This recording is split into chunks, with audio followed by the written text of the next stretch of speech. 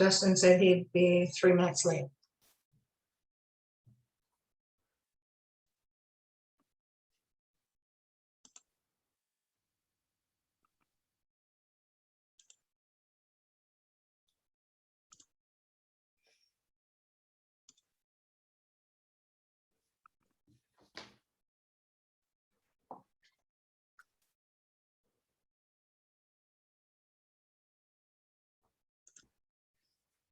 Donald, you're welcome to start whenever you're ready. All righty. Thank you, Shay. And welcome to this Stimulus Connect webinar on Drug Decrim Canada. It's wonderful to see you all in the room. My name is Donald McPherson. I'm the Executive Director of the Canadian Drug Policy Coalition at Simon Fraser University. And I'm coming to you and speaking to you on the unceded territories of the Coast Salish peoples, the Musqueam, the Tsleil-Waututh, and the Squamish. And I encourage you to think about where you are situated in the world right now. And many countries are working to reconcile with original peoples. And across Canada, there are many territories that we can acknowledge as people's first peoples territories. And for the international guests who may not know what we're really doing, we do this to honor the kinship of the first peoples of the land, the First Nations, the Métis and the Inuit peoples in Canada.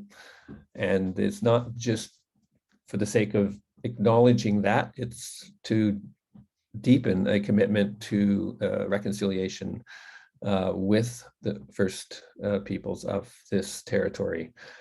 As we all know, we have much work to do to correct the wrongs of the past and the harms of colonial practices. I'm an uninvited white settler to the land. My people come from the territories in what's now called England and Scotland, and came to Prince Edward Island in Canada several generations ago.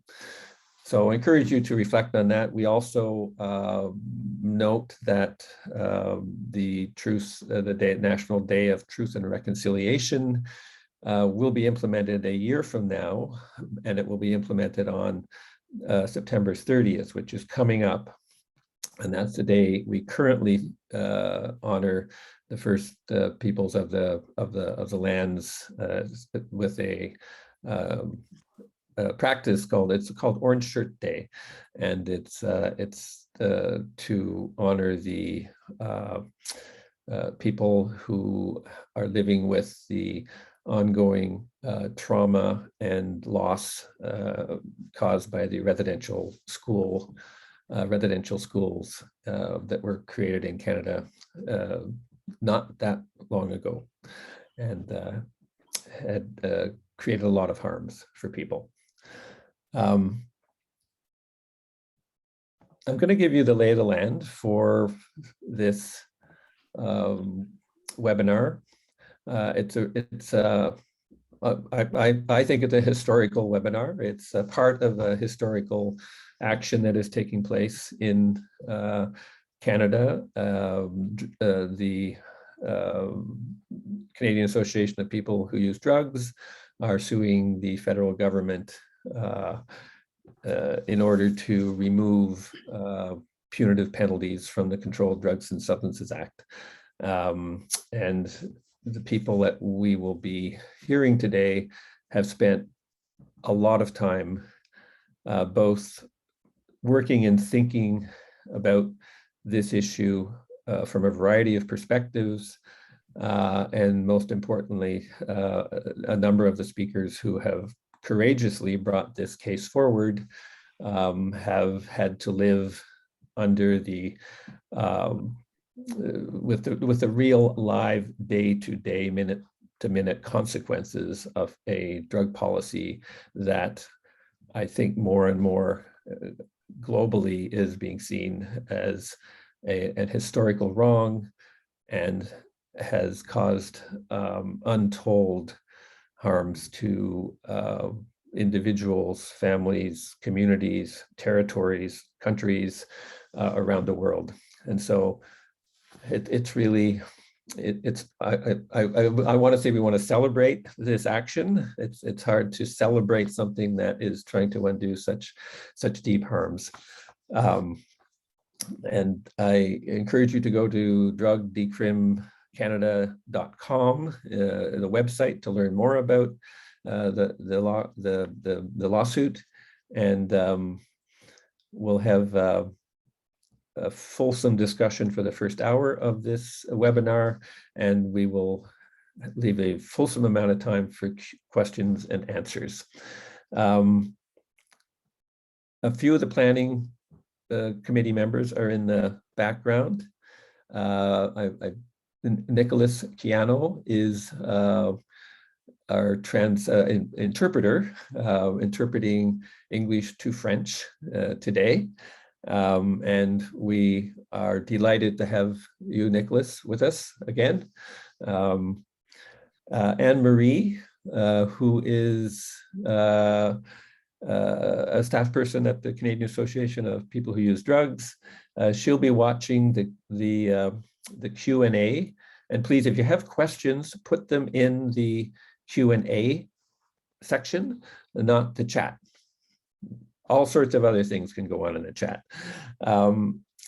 Shay from the Canadian Drug Policy Coalition, she is doing background tech, watching the chat, and ready to respond to all sorts of things that might happen technically, interpersonally. She's known to do an awful lot behind the screen there.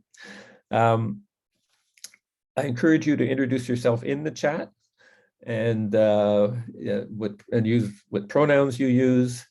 And we have currently 112 people in the room. We had 200 people registered for this event, including the Burundi Association of People Who Use Drugs, people from the United Kingdom, United States, and Spain. And there may be others I haven't noticed. So we welcome you to this event. A little bit of housekeeping before we get going. We are using the hashtag Stimulus Connect. I'm actually going to open my chat so I can see what's going on in there. We welcome questions and chat in either French or English. So Q&As in French or English, and whatever people want to write in the chat in French and English. But again, questions for the panelists, please put them in the Q&A section. The event is being recorded and will be available on the Stimulus website and in the future, and we are on Facebook Live right now. If you're having problems with the sound going in and out, I've been told that turning off the oral interpretation when you do not need it helps. I think that's all of the housekeeping. I will be told if there are other things. So I'll just introduce the speakers that we have. It's a real honor to have the group together. Drug policy, unfortunately, historically, has taken a number of a certain amount of litigation. There's been many changes, positive changes because of litigation. And thinking of the courageous Dean Wilson and Shelley Fralick, who took the Insight case to the Supreme Court of Canada to protect the rights of people who use drugs to have access to a supervised consumption service at the time. And in the medical cannabis area, this is unfortunately what it takes to change this monolithic global drug policy that is so harmful. So I'll briefly introduce the speakers, just so I'll give you a teaser about them. Their full bios are on the on the website, drugdecrimcanada.com. If you scroll down, you'll see the full bios of the plaintiffs and the legal, and Dustin, the legal team, and Natasha. But I'll just give you a very little teaser about them. Dustin Clout is going to speak first. And Dustin is a Vancouver-based lawyer practicing litigation, dispute resolution, legal and law reform advocacy across the areas of administrative, commercial, constitutional, employment, environmental, estates, human rights, and international law. He has a particular interest in drug policy stemming from his concern over the human toll from the pressing overdose epidemic in Canada, which has devastated many countries like his hometown of Medicine Hat, Alberta, and his current city of Vancouver. Thank you, Dustin. And I know you're traveling, so we hope you can, and you're in a quiet place, it sounds like. I managed to snag a meeting room, so I'm happy about that. No distractions. Wonderful, wonderful. Next, who will be speaking is Natasha Tounard, who is the Executive Director of the Canadian Association of People Who Use Drugs. And I don't really need Natasha's bio, but we work with Natasha a lot, very closely. We weep together, we celebrate together, we pull our hair out together. She's the Executive Director of CAPUD, and Natasha believes in the organization's mission and strives to reduce oppressive societal conditions for people who use drugs face by raising their voices through the policy-making process. The next speaker, so welcome, Natasha, and thank you for all of your hard work. The next speaker is Paul Choisil. And I got his name right, I think. He's not wincing. Paul is from Vancouver. He uses the pronouns he, him. Paul is a person who uses drugs, used drugs heavily for 34 years, including alcohol, hash, marijuana, psychedelics, ketamine, magic mushrooms, mescaline, LSD, and phencyclidine, PCP, sorry, and stimulants, cocaine, ecstasy, GHB, and meth. He also sold small amounts of drugs to friends to afford his drug use. Paul no longer heavily uses drugs, but occasionally uses alcohol, marijuana, and rarely magic mushrooms. And to read more about Paul's journey, please check out the full bios. After Paul, we'll have Deb Bailey. Deb Bailey is located in Langley, BC, and she uses she, her pronouns. Deb is the mother of Ola, a person who used drugs for 8 years and tragically died of an overdose in 2015. Ola used alcohol, marijuana, opioids, /heroin, and stimulants, meth. Ola was charged with drug-related assault and fraud charges, and her past negative interactions with police, fear about future charges for drug use, and concern about stigmatization from doctors all restricted her from accessing medical treatment and harm reduction for her drug use. She died from a preventable overdose when she used in the presence of another person who was using drugs, who was too scared to seek immediate help.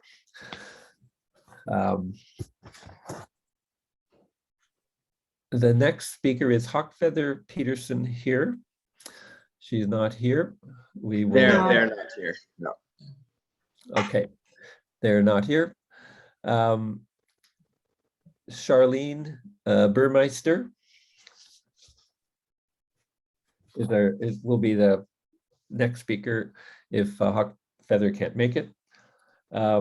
Charlene is a person who uses drugs, who has used drugs for 31 years, including alcohol, marijuana, psychedelics, magic mushrooms, and LSD, and stimulants, crack cocaine, and MDMA. Her ex-partner sold cocaine and marijuana to support their family's income.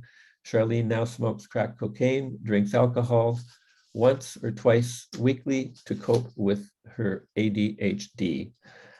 From her advocacy and work, Charlene sees the challenges of rural people who use drugs face to accessing a safe supply of drugs and other harm reduction services. She hopes the drug decriminalization action will prevent fear and stigma among rural people who use drugs and reduce their high rates of overdose deaths and injuries. And Dustin will bookend the presentation with a brief sort of wrap up at the end. So I'm going to hand it over to, I think that's, oh, yes, I'll hand it over to you, Dustin.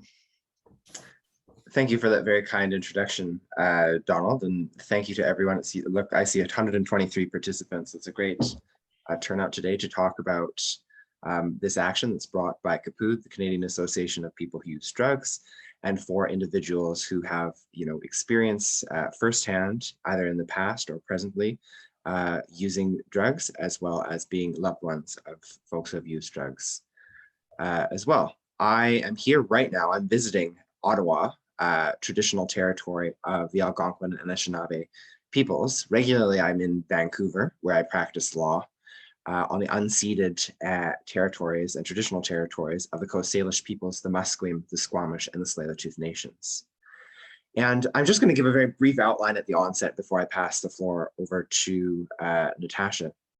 Essentially, this action was launched a few weeks back in British Columbia Supreme Court. The action is based out of British Columbia because that has been the site of an exorbitant amount of folks passing from this overdose epidemic post 2016 and before. It's where a lot of the evidence that has emerged with respect to the benefits of harm reduction has been generated. And that's why this action was launched there. Essentially, the action is brought by CAPUD and these 4 individuals seeking relief under the Charter of Rights and Freedoms and vindication of their human rights. I'll go into more detail after folks have had an opportunity to talk about their personal experiences, their lived experience, their stories, the harms that they have expressly faced as a result of criminalization of drug possession and some forms of drug trafficking. This action is seeking to decriminalize simple possession under the Controlled Drugs and Substances Act, Section 4, but is also seeking a read down of certain elements of trafficking, which we have been calling necessity-based trafficking, instances where there's, efforts to cognizantly make a safe supply available to folks given the overdose epidemic, or where folks traffic drugs solely for the purposes of maintaining their own subsistence and necessities, or the high costs of their own personal drug use. CAPUD and the individuals are also seeking that relief with respect to criminalization on both of those elements. And I'll pass the floor over to each folks to talk about. First, CAPUD through Natasha will speak about what CAPUD does and why CAPUD saw itself as an ideal organization to tackle this challenge and their motivation for doing so.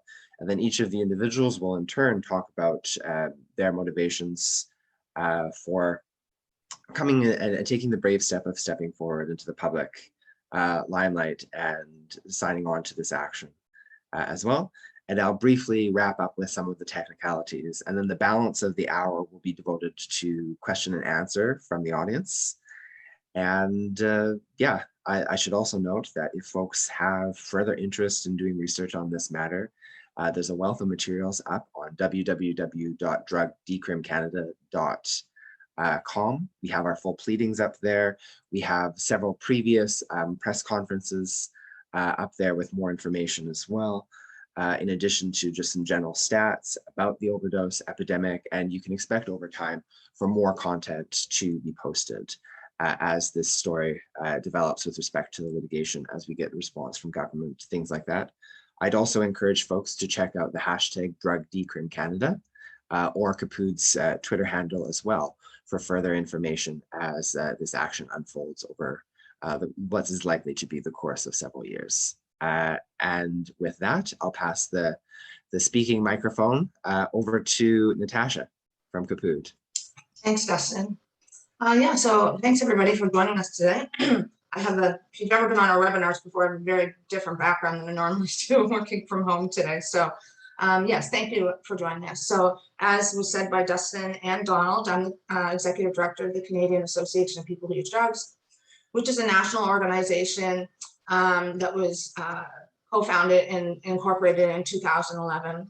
And the thought behind CAPUD was always to have a national voice for people who use drugs throughout the country to stand up for our human rights. And so with that, like one of our main purposes is to empower people who currently use drugs that are deemed illegal or criminalized to survive and thrive with their human rights respected and their voices heard. Further, like we envision a world where drugs are regulated and the people who use them are no longer criminalized. And yeah, so we continue to fight for policy reform.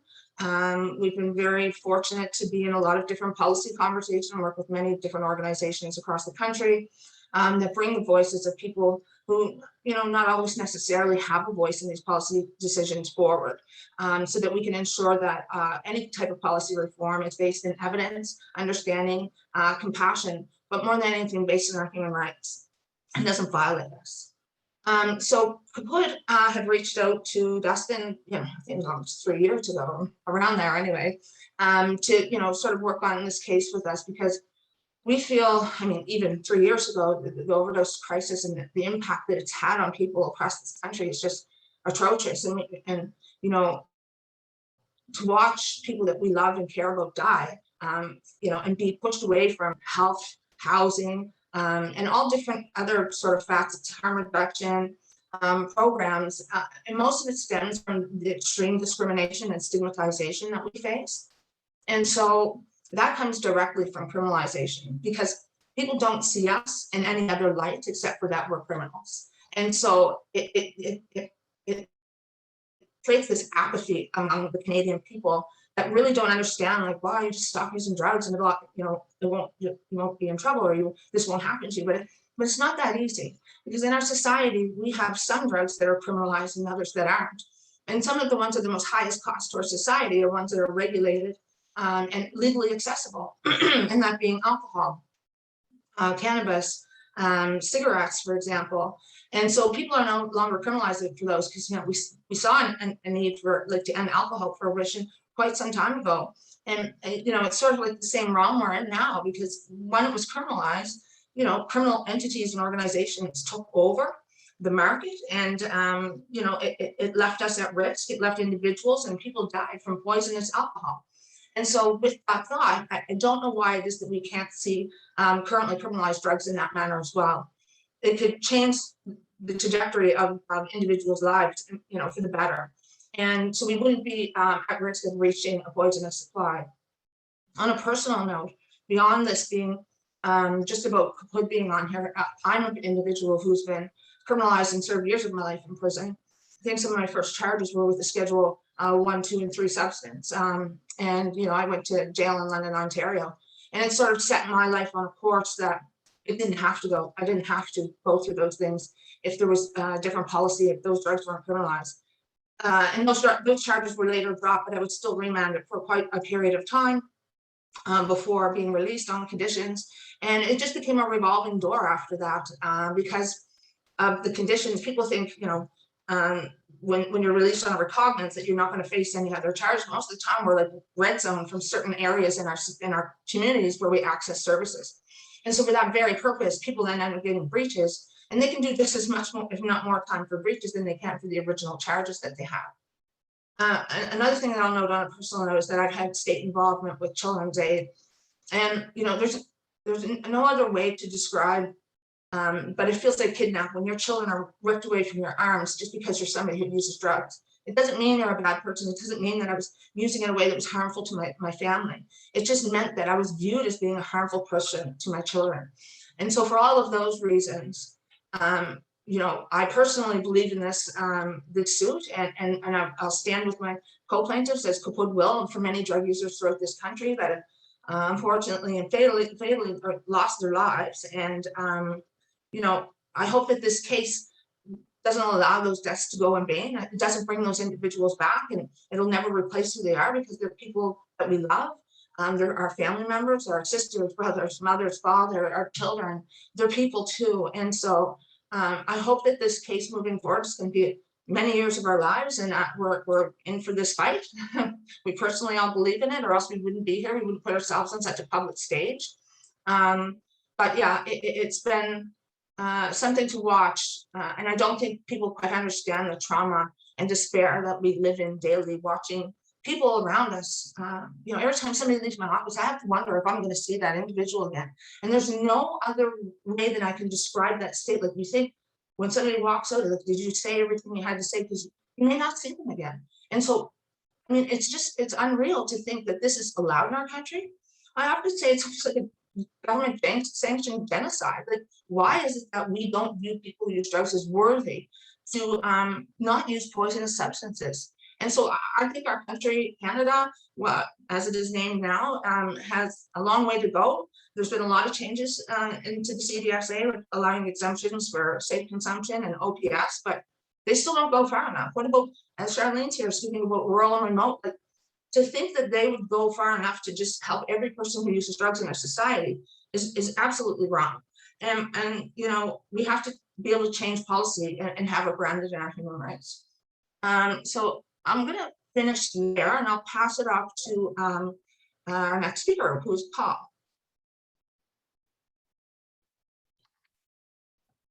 Hello. Hi. First of all, I would like to respectfully acknowledge that I work, rest, and play on the unceded territories of the Musqueam, Squamish, and Tsleil-Waututh Nations.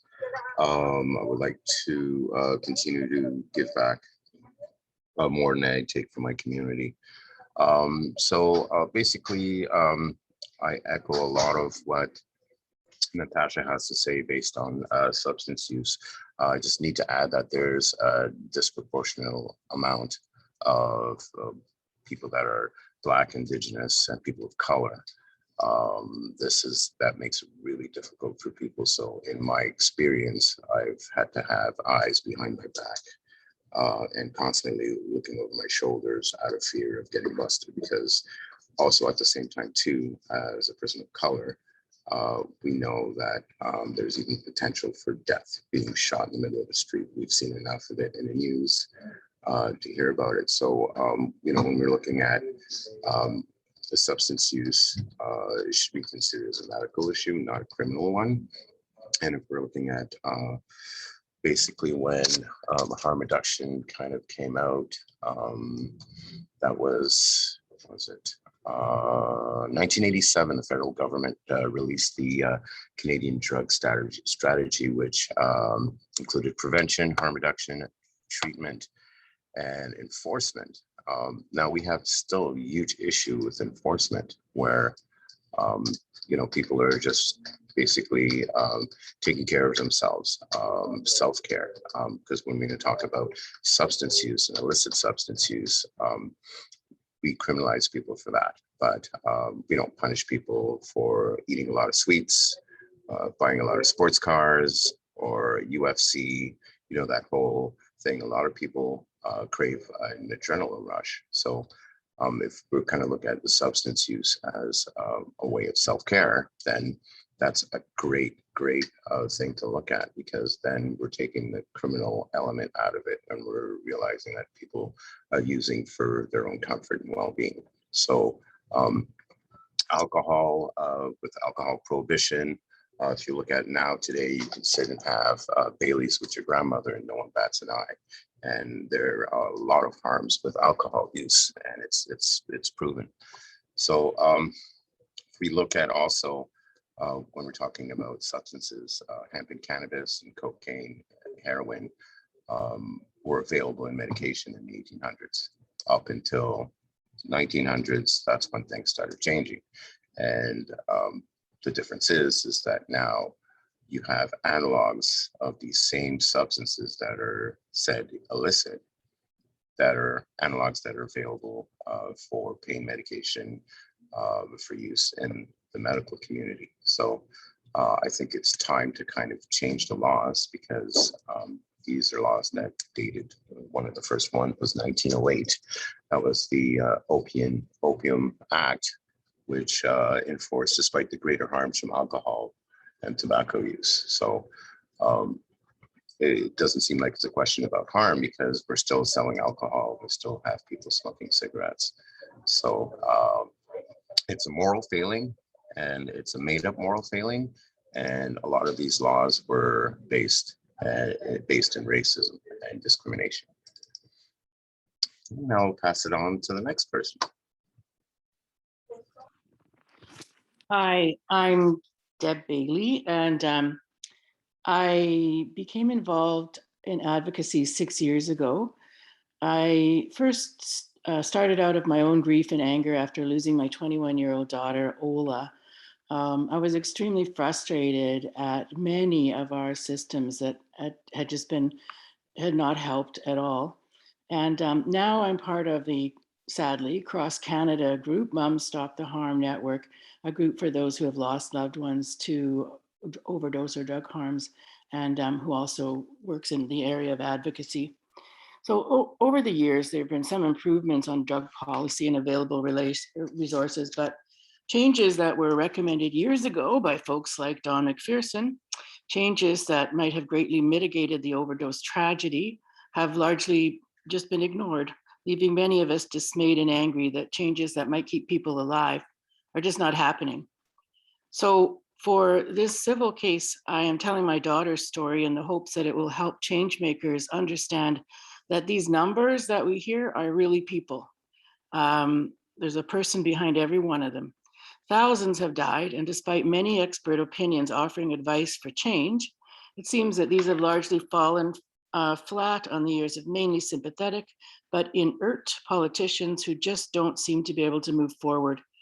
This action launched by CAPUD has the potential to be a game changer. My husband and I adopted our first daughter when she was 3. And from the get-go, this kid was a real force to be reckoned with. And you just accidentally muted yourself there. I'm good now. I'm just gonna put a slide on that shows Ola for you, so you know who I'm talking about. There you go. She was really a force. She loved to travel with us. She danced, she did tap, hip hop, jazz. She loved to play hockey from an early age. And she was a really awesome goalie. She became a hockey ref. She earned a black belt in martial arts. She rode horses. She was in cadets. And she had advanced her way up to be a warrant officer. She could play the bagpipes and the sax. And all of these were things that she did out of her own determination. And she had a bulletproof sense of direction. And I never got lost when I was with her. I get lost all the time now. Because of her early first years, Ola was a vulnerable kid. She didn't always use good judgment. She was easily manipulated, less socially mature than others in her age, and had some struggles getting along socially. And in her mid-teens, she also developed a mood disorder, which she struggled with.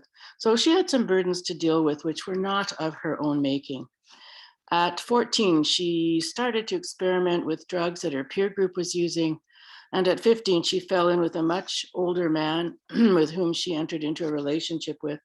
He was also a meth and heroin addict. And as I was to find out, there was nothing I or anyone else could do about her connecting with this older guy. And this is a problem for a lot of our young gals. For us, it was a really dreadful and distressing time over the next 3 years where there was just a lot of tumultuous events. And I have many hair-raising stories where I was trying to intervene or do some kind of an intervention. And any help that we sought out was ineffective. Even though Ola had been designated as a kid at high risk and was eligible for some help, there were just few resources that could, and nothing that could reach out to Ola to where she was at. That was left up to us, and we tried. I often felt very alone in my. By this time, she was dealing with a pretty intense addiction. She didn't really want to use anymore, and she tried many times to stop, but she struggled and relapsed to the drugs that soothed her. Either with my help or on her own, she went to 6 different programs for help. So often I felt shocked by the barriers that our system has in place as she tried to navigate her way towards help. She cried many times over what she thought was her own inability to quit. She had achieved a lot in her life through sheer determination, and she felt a lot of shame that she could not seem to kick this. She used to tell me, "It won't always be this way, Mom." December 22nd of 2015, Ola went Christmas shopping and she didn't return. And her boyfriend and I started looking for her. We couldn't find a trace for her. And then the next day her phone went dead. We reported her missing. 2 days later, we found out that our worst fears had happened. Ola had overdosed. She had been found alone and deceased in the stairwell of an SRO. Later, we found out that she had met up with a fellow she barely knew. And together they had purchased some drugs and used in the stairwell. At some point, when they were together, she became unconscious or she died. And even though there was a naloxone kit in the management office 2 floors below, it wasn't accessed. And naloxone had saved her 4 times before. This time though, the person that she was with in the stairwell took her Christmas shopping, her ID, her phone, her backpack, and left. She was identified in part 2 days later because we had reported her missing at VGH in the morgue on Christmas Eve. Days later, in an effort to identify who Ola had been with, the police asked us to view the video of Ola in the building where she had died. That was really gut punching to watch in what we now knew were her final moments. Ola's Through my connection with Mom Stop the Harm, I know her story is only one of many thousands of sad stories. And all I can do is to honor her, to try and make changes for other people's kids as well. And this legal action could move us many steps closer. You know, our people are dying. Many of you are out there speaking out about the obvious. The drugs on the streets are toxic. During the last election, it was awful to see that the overdose crisis was barely mentioned. And in one instance, when it was, the offer was for treatment beds over the next 3 years. How many lives are we going to lose in the next 3 years? So I always tell people this story. If Ola had come to me and she would have said to me, "Mom, I'm going to go on a safe and legal heroin program," I wouldn't have been thrilled. Who would want their kid to be addicted if they didn't want to be? But at least I would have known that she wasn't going to die, and there was always hope for the future. So right now, where many of us are, we live in no hope because our kids are gone. Ola's story too is not just about her addiction, overdoses, and death. It's also about the life some live to get these drugs because they're illegal. It was terrible to watch. Often the drugs come from dealers who see you as a lesser being and someone who can be life in pursuit of drugs. Ola was robbed and assaulted, both physically and sexually, and taunted as a drug user. And she ended up inadvertently in the court system, which was another real roller coaster, and she couldn't believe that's where she was. I couldn't either. So this kind of life she was living as she got her drugs illegally, broke my heart long before her death. And truly, I think that this era where we've lost so many people is going to be viewed through the lens of history as shameful and unbelievable. So I am really happy and honored to be a part of this action that has the potential to make a difference for people. And in that, I represent all of those who have lost loved ones. There you go. Thanks for listening. Thank you, Deb. I believe that means I'm up next. Mhm. So I would like to respectfully acknowledge that I live, work, rest, and play on the unceded traditional and ancestral territory of the Latako Dene Nation here in what is otherwise known as Quesnel, as an uninvited settler, which is the northern region of British Columbia. And so some have identified that rural and remote aspect that is really important to me in the work that I do. I'm the person with lived and living experience stakeholder engagement lead at the BC Centre for Disease Control, and also the founder and executive director of what was the first drug user organization in Northern BC, which is the Coalition of Substance Users of the North, or CSUN. And I think for myself, it was really valuable for me to be part of this process, having worked in this industry for some 12 years and recognizing much of what my colleagues have shared here, as well as the perspectives that I also share with them.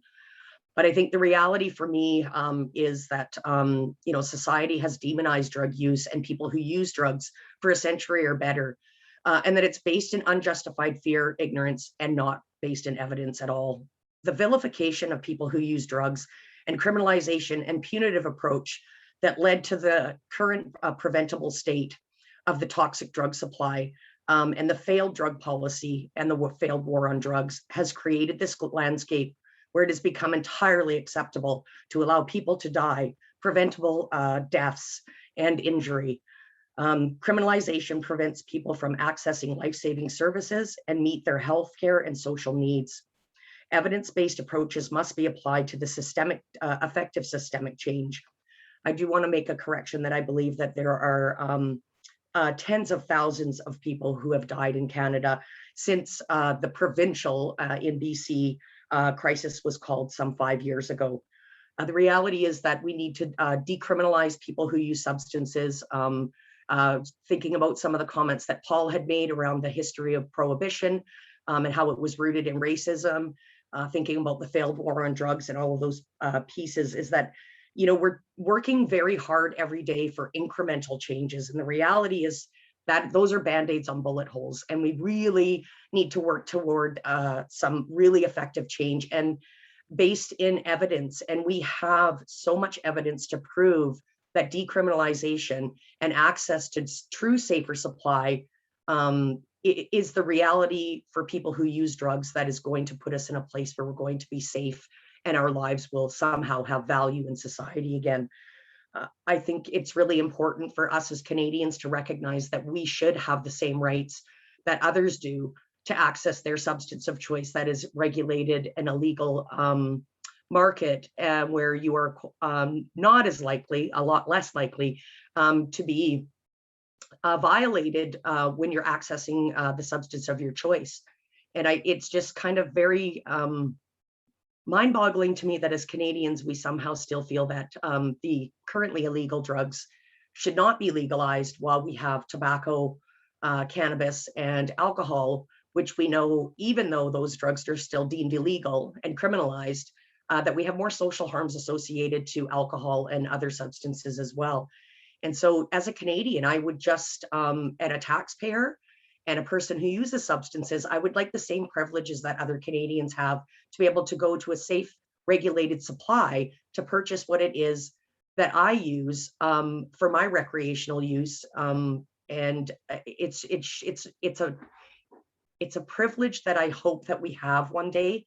And I hope that the actions through this Decrim lawsuit will bring us to a closer place where people who use substances are no longer vilified, demonized, and that we start working from an evidence-based approach. I don't know that I have a whole lot more to say. I do get on a soapbox that rarely has breaks, but those are the reasons that I feel it's really important for me to be part of this process and to be part of effective change. Thank you.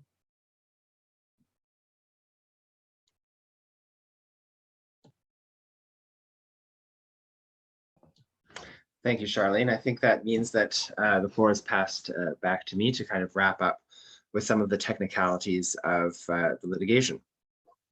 As I had previously mentioned, it was launched in British Columbia. It is related to a federal criminal law. However, the other party is the Attorney General of Canada, the federal government.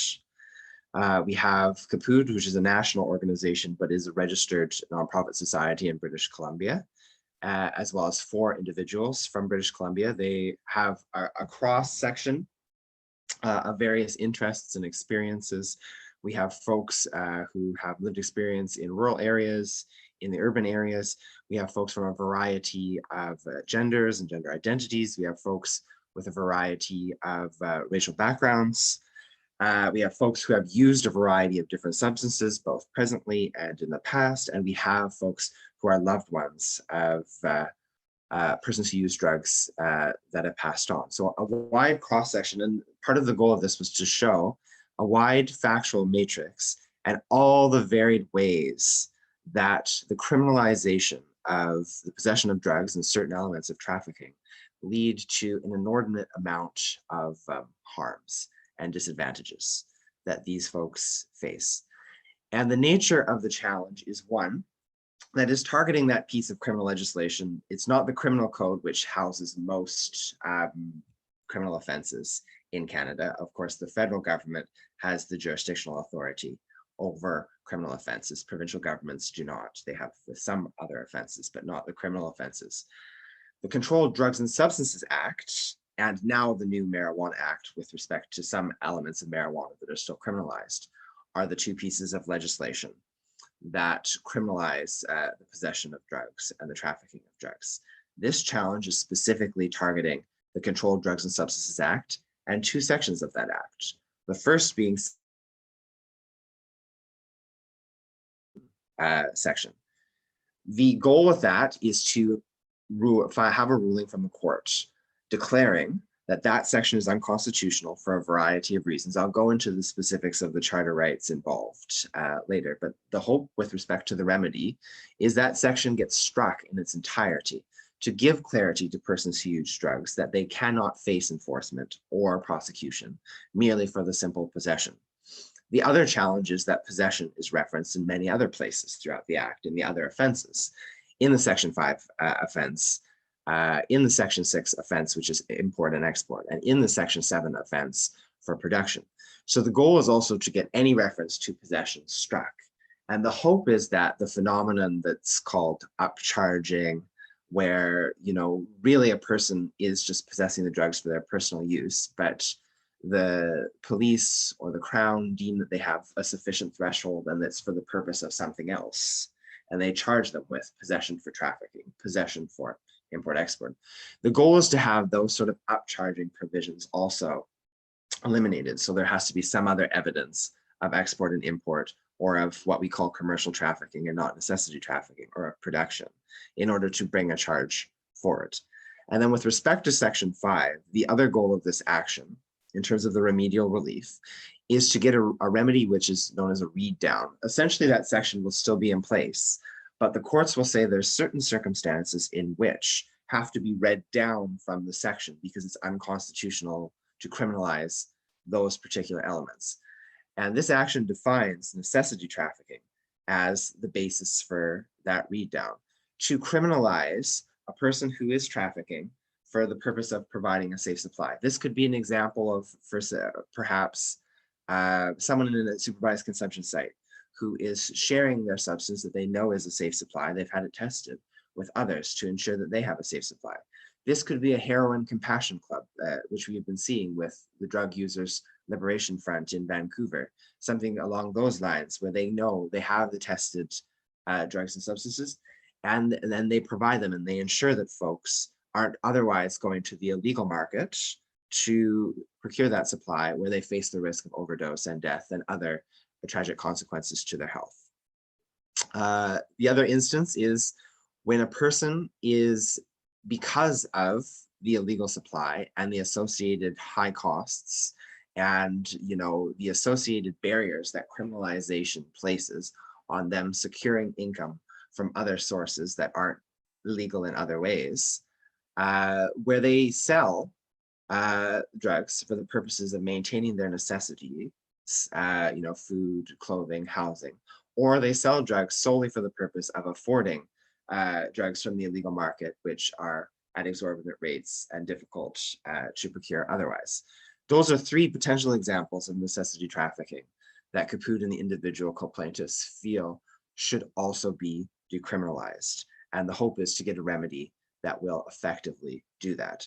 The scope is not limited to any one particular substance that is in the Controlled Drugs and Substances Act. There's various schedules that set out the varying penalties that are associated with the particular drugs. But it is the view of my clients that the stigma associated with criminalization, the fear associated with criminalization, which collectively creates coercive forces and coerces folks away from getting recognized harm reduction, which also coerces folks into an illegal market that has this dangerous supply. that can only be alleviated, and the supply itself can only be properly regulated and ensured to be safe when it's all drugs that are controlled are struck down with respect to possession and read down with respect to the trafficking elements. It's not limited to just, if we were to say, okay, well, how about opioids? 95% plus of the opioid supply is adulterated. If there was a read down with respect to just opioids and not a strikeout, and just reading down opioids or striking out opioids from the schedule, that likely won't have the full optimal effect. No doubt it would have some effect, but not every individual entirely knows the full composition. There could be some elements of a stimulant within what they think are opioids. And in any event, the stigma is generalized for all substances. Without that complete action of decriminalization to remove that stigma, to remove that fear of potential law enforcement, you're not going to have the ultimate optimal effect of reducing the harm to folks' lives, to their liberty, security of the person, and to eradicating the discriminatory effects of the laws, the basis that underpins the request for this declaration and for these various remedies. Now, what rights are implicated? There are 3 potential rights that are implicated and that are pledged in these pleadings. First off, in the Charter of Rights and Freedoms, which is Canada's constitutionalized national Bill of Rights that applies to every government in Canada, there are the rights in Section 7 to life, liberty, security of the person. There are the rights in Section 15 to equality. And there's the right in Section 12 to be free from cruel and unusual treatment and punishment. My clients are alleging that all of these rights are potentially implicated. Most prominently, the Section 7 rights to life, liberty, and security of the person in 2 respects.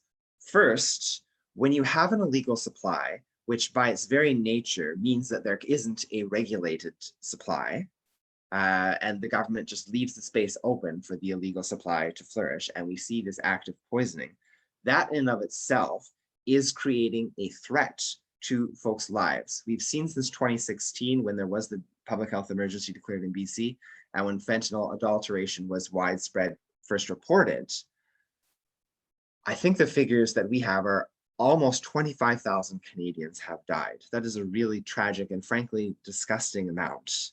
And in addition to that, there's many other negative consequences from forcing folks into that illegal supply. Many of the overdoses lead to hypoxia and then have, cognitive damages for the folks that do survive. There's other negative health consequences. Criminalizing compounds that in that it causes them to have to rely on that drug supply. The reality is the war on drugs has been going on for a long time, and people continue to use drugs. It hasn't had the deterrent effect that government policymakers had initially intended, if at all. And to Paul's point, many of the criminal prohibitions in the first place were racist motivations. They weren't necessarily rooted in a good faith policy intervention. Whether they were maintained on the books in the future for some, paternalistic ideal or moralistic ideal is something separate. But we see that there is this damage to human life, this damage to human health that is occurring. And on top of that, whenever you have incarceration imposed, there is automatically an effect on the liberty interest involved in that right as well. And then when you show the connection there, and then there's also a further element in terms of people are barred from accessing scientifically proven harm reduction that could save their life and could save them from grievous injury because of the fear that's created by the criminal law, because of the stigma that's created by the criminal law. This is causing folks to resist going to supervised consumption sites. This is causing folks from not being forthcoming with doctors and seeking things like opioid agonist therapy. It's preventing folks from ensuring that they have a friend present when they are using who can revive them using naloxone, or calling emergency services to potentially revive them as well. the pernicious effect of the criminal law is that harm reduction is not able to be fully optimized. That in and of itself is also a threat and impact on life and security of the person, human health. Now, when you can show that there are all these negative effects that are caused by the law with respect to the rights to life, liberty, and security of the person, then it flips in terms of the legal analysis. You have to show that there is a violation of a principle of fundamental justice, a core legal principle of importance.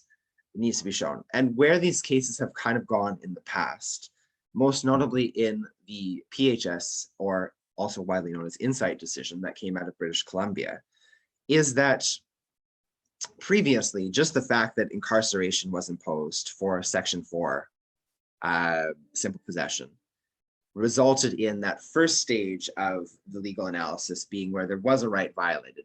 But it failed on the principles of fundamental justice because the court said, well, in the Controlled Drugs and Substances Act, there is an effective safety valve that cures that unconstitutionality because there was Section 56 exemptions for, in that case, the supervised consumption site. There is a mechanism whereby exemptions to criminalization, we can turn the dial on the degree of criminalization in certain contexts, means that that violation is potentially cured. Well, Q today, 5 years out from 2016, and almost 25,000 people who have died, all the policy reform mechanisms that have been proposed to some degree rely on decriminalization. SESs, OPSs have relative decriminalization. The Good Samaritan Act, decriminalization, the decriminalization of control over naloxone. All of these have at their heart some element of decriminalization to try to stop this human toll. That indicates, and it hasn't effectively done it when we see all these deaths and deaths continuing to rise post-COVID for a variety of factors. That is a failure of that safety valve. Dustin, could you slow down just a tad for the interpretation? Okay. Yeah. My apologies. You can tell I'm very passionate about the legalities in this matter. And that's the basis in Section 7, that previous case, there's different facts here at play. The social facts and the legislative facts at play are completely different. There's different arguments being ventilated. So CAPUD and my clients are confident that the courts won't rely on conventional arguments like stare decisis, saying that this matter has been decided before in cases like Malmo Levine, which tried to get legalization of marijuana and failed through the courts, and the Insight decision, which was more narrow in its scope. Now, Section 15, equality rights. What needs to be shown is that there is a distinction drawn in the law and that there's a disadvantage that is perpetuated for marginal groups who can pin that disadvantage to some prohibited ground of discrimination. And the evidence definitively shows that racialized, Black, Indigenous, and other persons of color disproportionately are affected by criminalization. They're disproportionately deprived of their liberty. They disproportionately face consequences flowing post-conviction. There's other groups as well. There's emerging evidence that the LGBTQ plus community also faces disproportionate outcomes with respect to drug criminalization.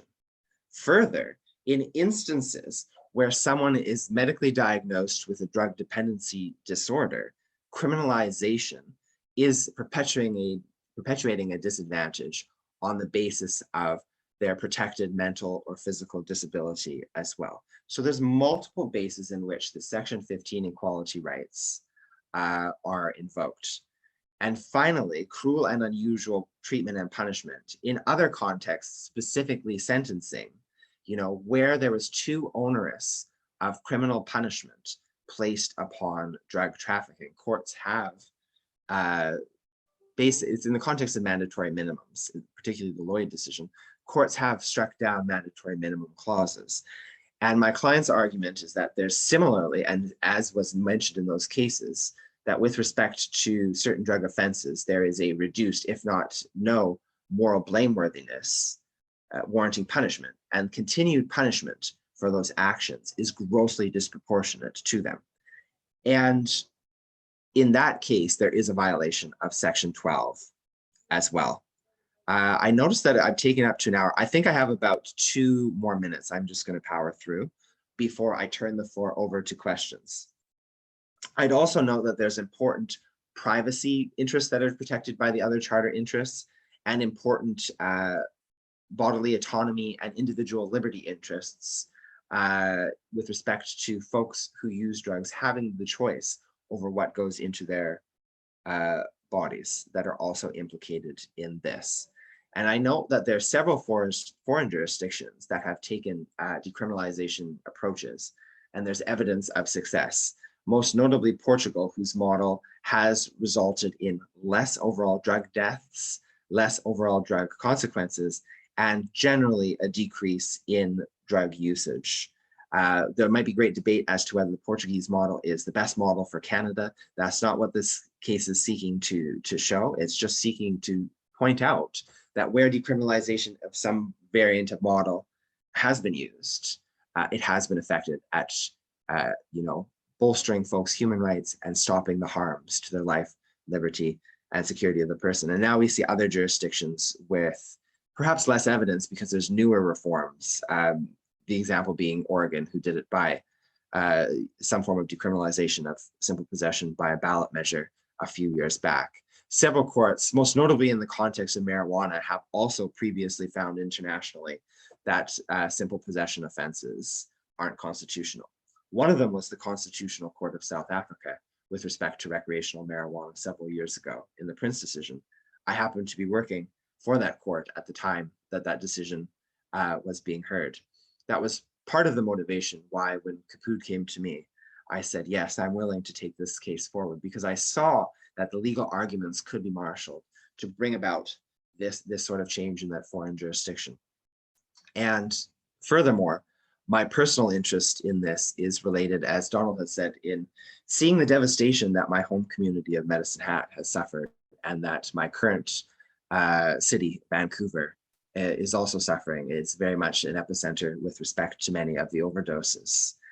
And this being an impact to my family personally, I had a cousin who very nearly passed of an overdose in the last year. So it's a matter that is something that is very profound for me personally. And I was happy to help CAPUD and the individuals ventilate these arguments. And the next step is essentially waiting to see what the government of Canada will respond with, and then we'll go further into the litigation process, which is likely to take several years. And I think with that, unless any of the other, Natasha or the other individual co-plaintiffs, have anything that they'd want to add before we turn the floor over for questions, I think that does bring us to the question period. So I'll ask those folks, do you have anything that you'd like to add as just a final point before we go into questions?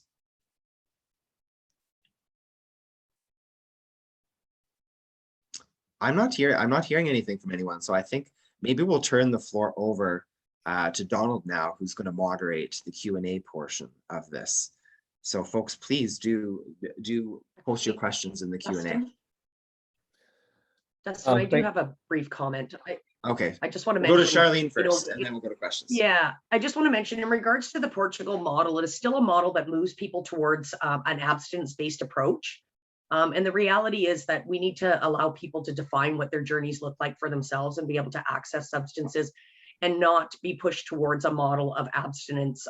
So there are some great pieces of work that's being done around the globe, but also the reality is that people who use substances need to have the autonomy to make their own decisions.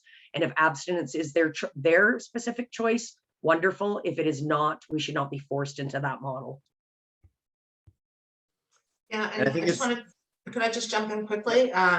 Yeah, so I forgot at the beginning, so I want to catch myself that I didn't say a land acknowledgement for my area. And so I very quickly wanted to say that I am coming to you today from the land of Mi'kmaq, which is the ancestral and unceded territories of the Mi'kmaq people.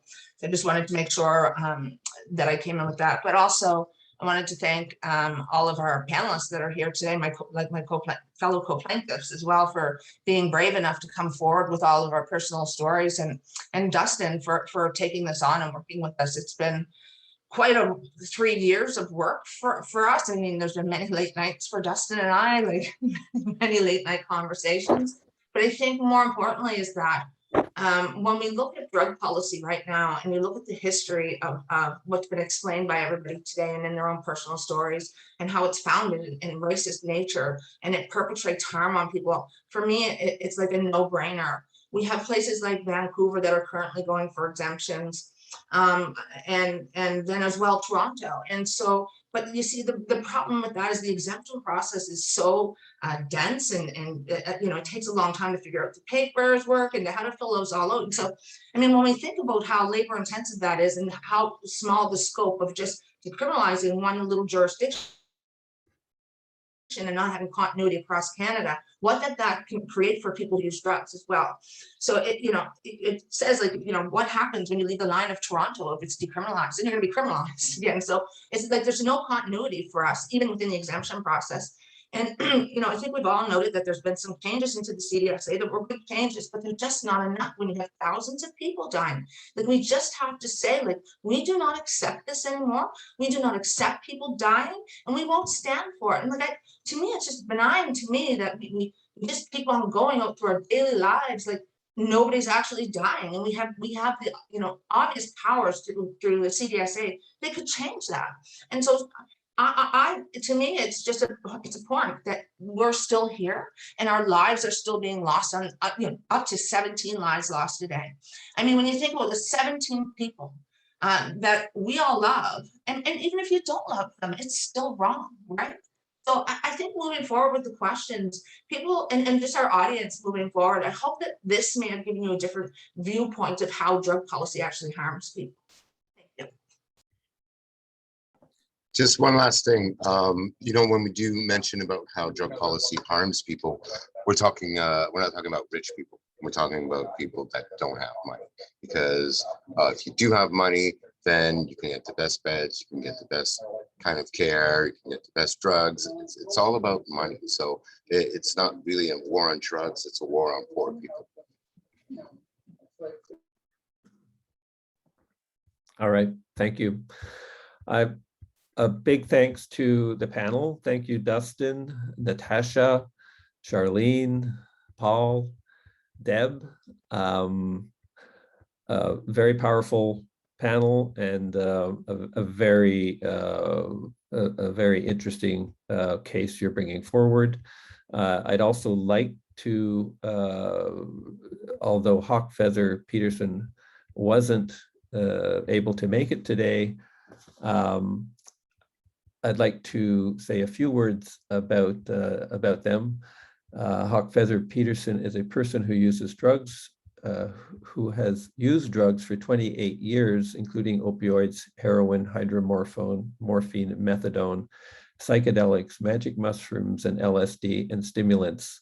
Hawkfeather currently uses prescription for hydromorphone and morphine daily, and occasionally illicit heroin, to help them cope with several mental health issues relating to their eating disorder, gender and body dysmorphia, past trauma, and ongoing stress and anxiety about negative law enforcement interactions from their drug use. Hawkfeather is one of the co-plaintiffs, and we all know them, and they are very deeply committed to drug policy reform in Canada. Before we go to questions, we have a very short, very simple poll we would like you to fill out as part of our working here. You'll see it on the screen now.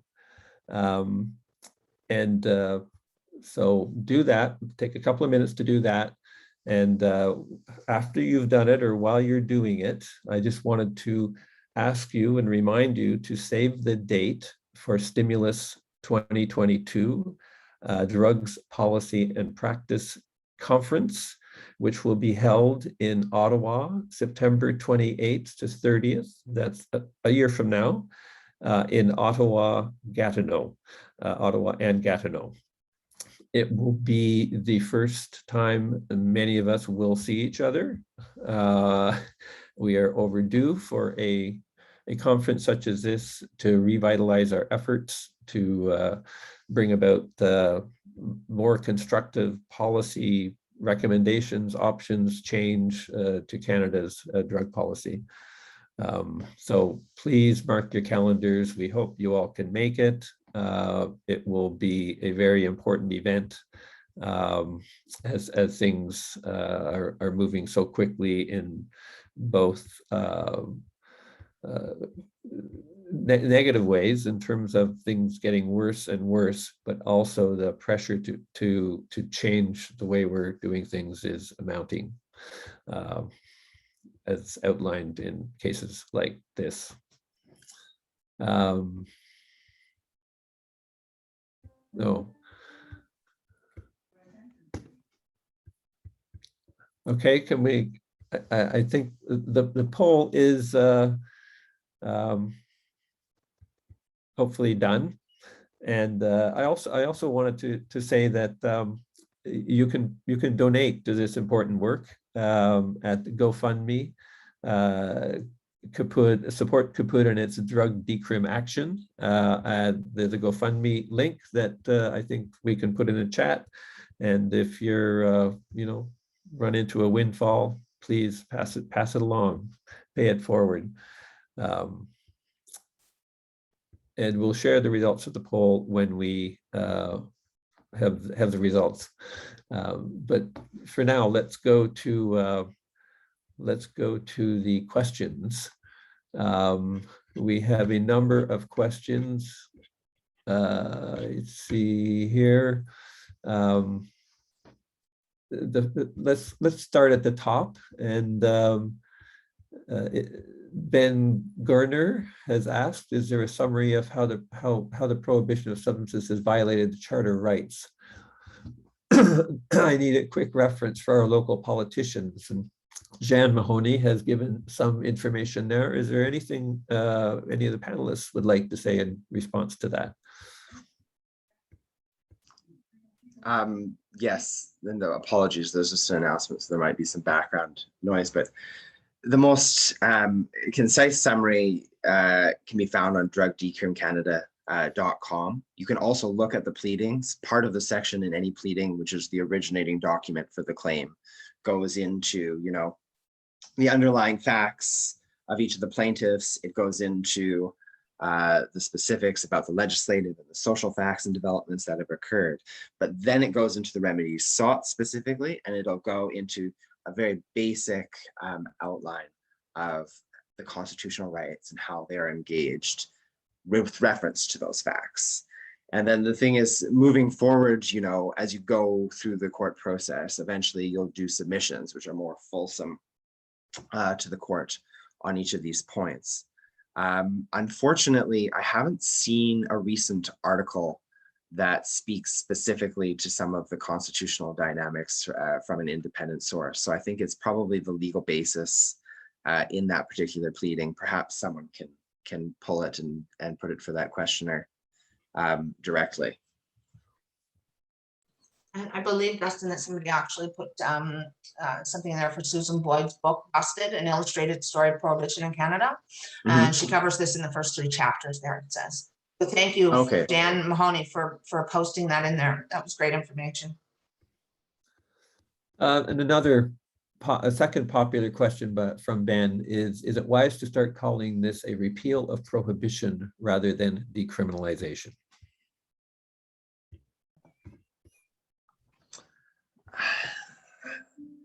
I don't know. I mean, there's certain arguments to be raised for semantics.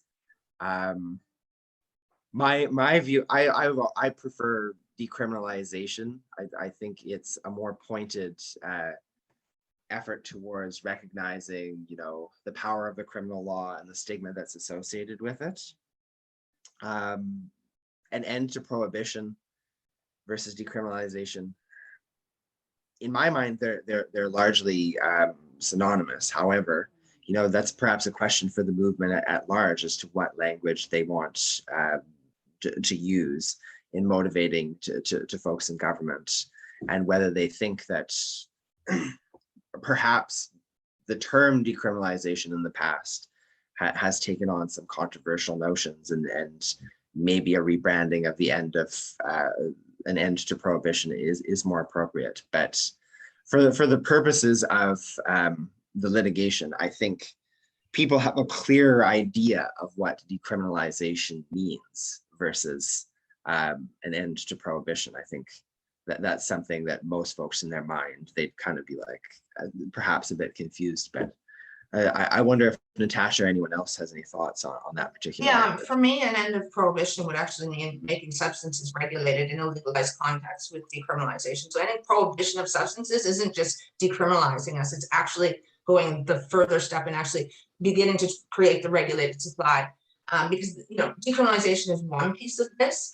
But I mean, I guess I sort of look at this as stepping stones. Like there is obviously a larger fight of prohibition that still is going to have to continue, even if this case were successful. And that is, you know, replacing the illegal supply that we have now, the unregulated supply that we all know is highly toxic and killing people. So, I mean, criminalization is one piece because we face stigma and discrimination, and it blocks us from services and access to health and housing, and you know, how that impedes on us is a direct result of criminalization.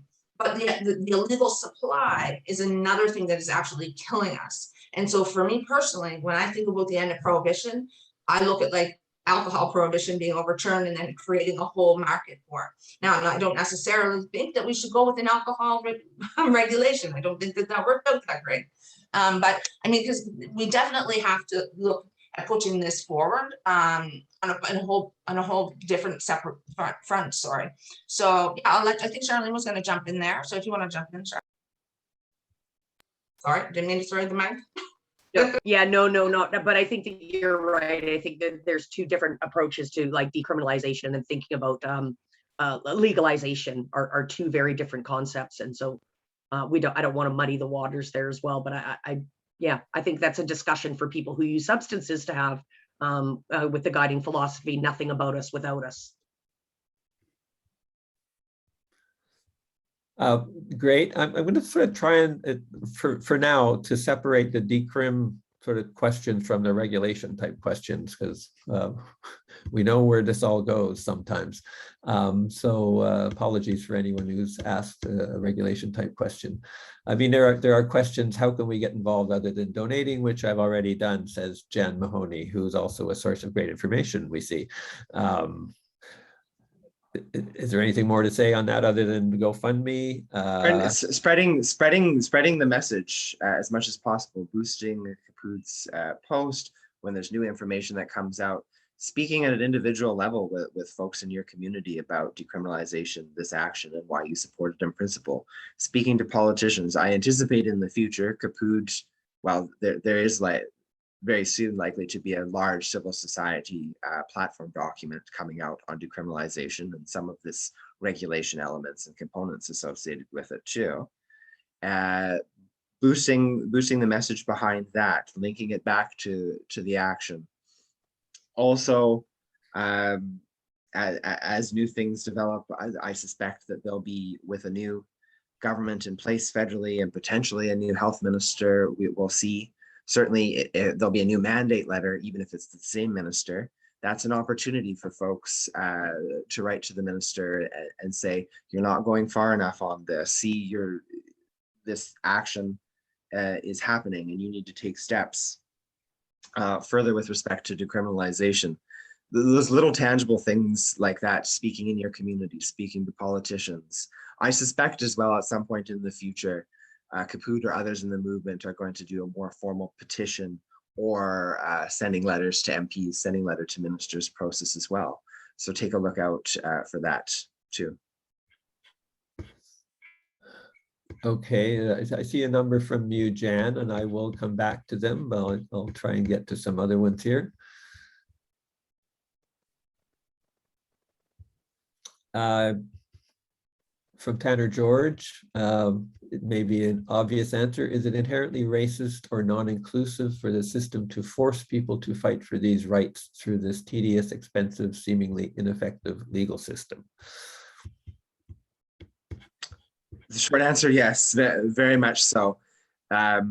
We have a tremendous parallel to this overdose epidemic crisis. We have a tremendous access to justice crisis with our legal system being unduly burdensome. And as Paul was mentioning, you know, if you're someone who's rich, you have better tools to navigate the system and perhaps avoid criminal prosecution. But if you are economically disadvantaged, which often is associated, unfortunately, due to our legacy of colonialism and racism from government and other sources, typically falls, economic disadvantage typically falls disproportionately on racialized individuals, LGBT folks, folks with disabilities, other marginalized groups. And it is, you know, that those folks also don't have necessarily the same means to go and lobby politicians or lobby decision makers in Ottawa. And oftentimes they have to result on this expensive process of litigation, which is unfortunate. And the reality is, often with these cases as well, government, this is yet to be determined. We haven't received any response materials, but typically in the past, government has taken rather aggressive approaches in fighting and contesting every single motion and driving up costs in the same way, perhaps, that a large corporation does to try to bleed the resources dry of an individual plaintiff that's taking them on, and that's them using their economic clout and capital in such a way to take advantage of the access to justice flaws in the system and make it very, very, very difficult for folks to bring an action of this nature forward.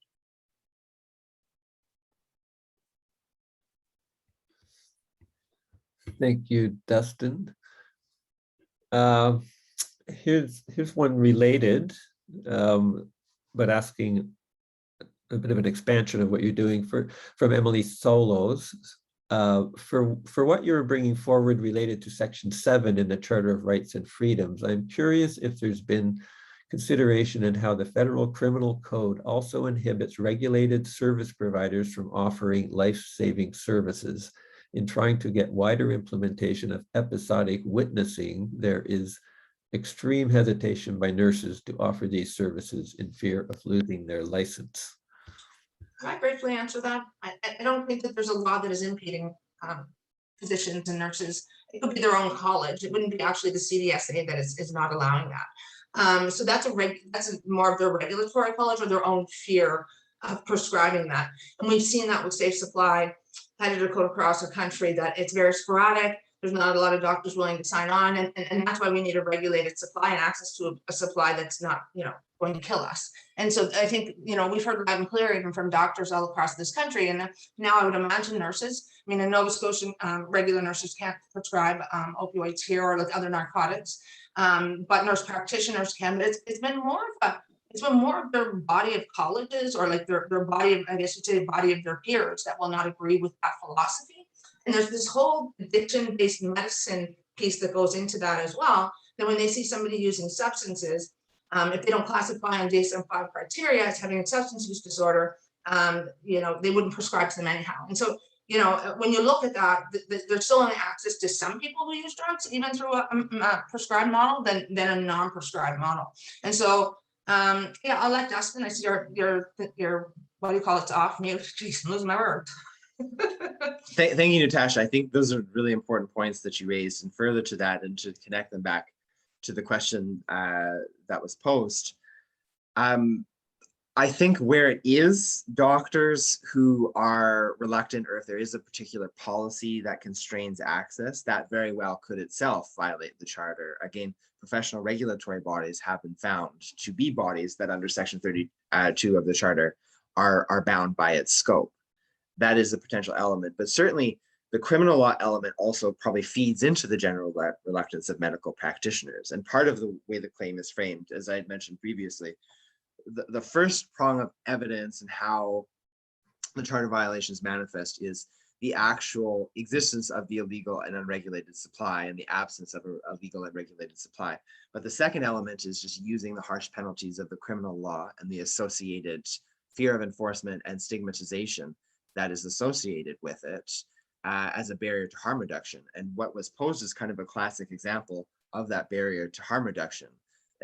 Particularly, this might be a different kind of fear, a fear of often if there's a criminal act at play, that can be a basis for professional discipline, which then nurses and physicians are probably more reluctant. And then furthermore, several of them, the general stigmatization, the imposing of a moral blameworthiness. After all, I think many folks now are recognizing that drug use in many cases is a health problem. It is not a moral problem that is worthy of the sanction of the criminal law. And then when we put that stamp of sanction and the associated stigma on it, we see that pervade throughout society, including with health practitioners. Based on that stigma, if that stigma was removed through decriminalization, perhaps we would have less reluctance from a lot of these practitioners to offer these services, because there'd be an alleviation of that potential indirect fear of prosecution by the regulatory bodies, and also the alleviation of the stigma. So that's kind of how that Section 7 piece on life, liberty, and security of the person fits back in, and specifically with reference to those healthcare providers and their reluctance to provide services like witnessing. Thanks, Dustin. I think Sorry. Charlene wanted to say something there, Donald. Go ahead. Yeah, I think that from the perspective of people with lived living experience, we have these discussions quite often, thinking that, you know, CSUN has a safer supply advocacy program going on here in Quesnel, and the interactions that we have with prescribing physicians. I do want to note we have an absolutely amazing prescribing physician in our community who's actually facing lateral violence from other prescribing physicians and nurses. You know, telling him that he's killing people by prescribing safer supply substances to people. We have a system that has this inherent belief that people who use drugs do not have the ability to make decisions for themselves, that it is a moral failing. It's rooted in stigma, and the ideology that has been like inherently handed down through generations of healthcare providers is the reality that we face every day. And I know that systems themselves create barriers for healthcare providers who are interested in doing the work, who understand the benefits of it. But the reality also is that we're dealing with populations of people who clearly still believe that people who use drugs do not have the ability to make decisions for themselves. We have this client-centered approach to every other healthcare concern. When we talk about diabetics, they engage people with diabetes to really understand the best approach to those healthcare systems. And we don't reduce people's access to insulin when they decide to eat cheesecake, yet we do the exact same behaviors on people who use drugs. And so the reality is it's this kind of mixed method approach that leads us to where we are. And certainly thinking around in BC, where we have doctors who come from other countries where there is a capital and corporal punishment associated to drug use. How are you going to change the mindsets of people who come to their world with these inherent beliefs, these inherent negative and stigmatizing beliefs that lead to their resistance to really using an evidence-based approach to healthcare? Yeah.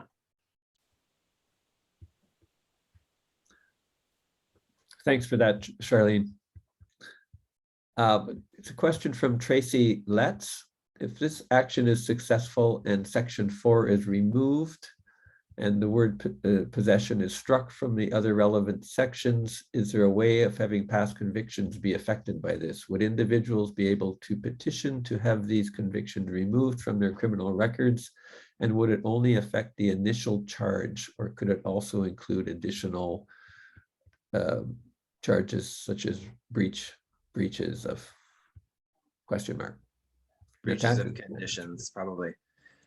The action at present is not seeking that form of remedy. Courts generally are reluctant to do too much prescribed policy. It's often easier to get a court to just do a simple strike down remedy.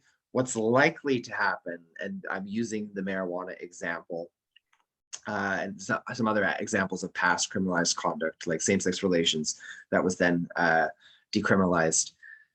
Typically, there's a period of a suspended declaration of invalidity is the remedy, and it can be a year, it can be 2 years with assisted human reproduction, or sorry, with assisted death following the Carter decision. It was longer than 2 years because the government required more time. But the courts usually give them some latitude to figure these things out and whether they want to make any sort of successor legislation. And I think it's my client's hope that if there was a strike down, the government would come to the table and recognize that there needs to be some form of pardons process. Now, what that form would take is for the government and for advocates to advocate at that time, what is the ideal pardon process? Maybe there is the possibility that any possession related or Section 4 simple possession related charge certainly could be automatically pardoned. Again, that's up for government to decide, and civil society would need to prompt them on that. It likely would be more difficult with trafficking, where we're trying to weed down just a certain part of that trafficking Section 5 provision. An automatic expungement probably wouldn't be likely. In previous instances, the government has required an applications process where a prosecutor or some other reviewing agent reviews on an individual basis whether yours is a case of, in the instance of, for example, criminalized same-sex relations. The example that's often cited is they didn't give automatic expungement because they wanted to make sure there wasn't any other form of, a sexual assault charge for other reasons or things like that, that could have been tied into that other existing charge. And I think with marijuana, it's also is that discretionary applications-based system. And I think government would be reluctant for something like trafficking, and potentially even for the possession offense to have an automatic expungement process, but certainly doesn't stop folks, if we're ultimately successful in getting this struck down, from continuing to advocate for that as government decides what their next step would be if they wanted to legislate at all or implement policies afterwards. Thanks, Dustin. Anne Rosa has asked a more general question, and they're interested to hear more about whether the process of gathering evidence for policy reform is itself adversely affected by stigma.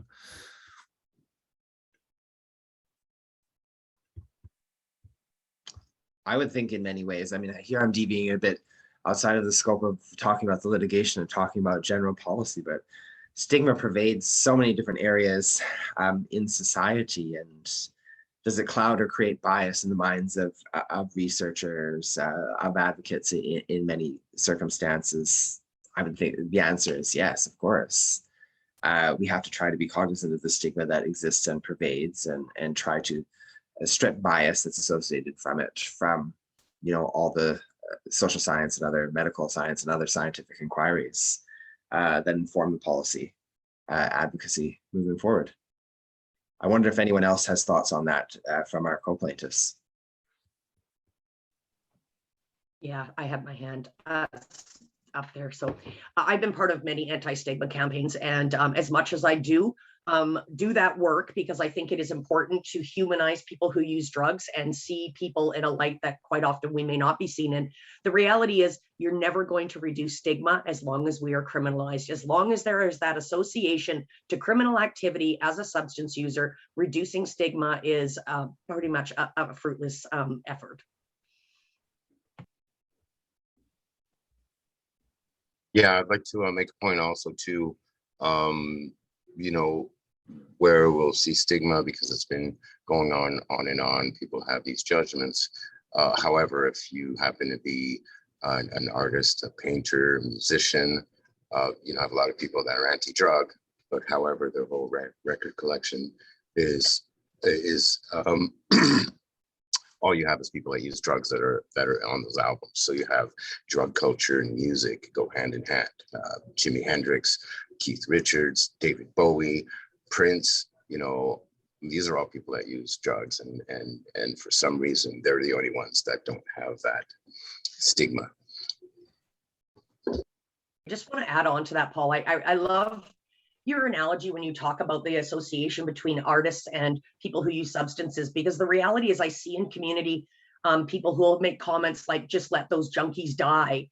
And yet they're saddened when, Prince dies of an overdose, or Tom Petty was affected by, ridiculous amounts of substances being prescribed by his doctor. And yet somehow we idolize certain people who identify as substance users, maybe not publicly, but we're well aware, and yet other people somehow are just disposable. And it is so disgusting and sickening to me that we separate people by what we consider a value to us in our lives and a value to society. And it's so harmful and so awful to see. And I see it quite often.